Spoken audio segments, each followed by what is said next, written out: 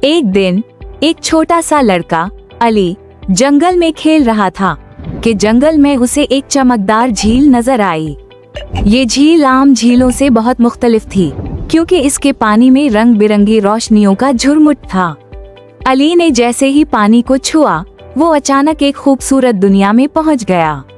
यहाँ दरख्तों पर जवाहरात की तरह चमकते पत्ते थे और परिंदे सोने की तरह चमकदार परों के साथ उड़ रहे थे। अली हैरान हुआ कि वो कहाँ पहुँच गया है। इस नई दुनिया में अली की मुलाकात एक परी नीलूफर से हुई।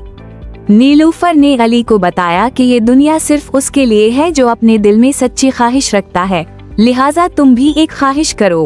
अली ने दिल से ख्वाहिश की कि वो हर ज़बान को समझ और बोल सके ताकि दुनिया भर के बच्चों के साथ दोस्ती कर सके। नीलूफर ने अली को एक चमकदार मोती दिया और कहा, जब भी तुम इस मोती को अपने दिल के करीब रखोगे तुम हर ज़बान को समझ सकोगे और बोल सकोगे। अली खुशी खुशी वापस आया और दुनिया भर के बच्चों के साथ दोस्ती करने लगा।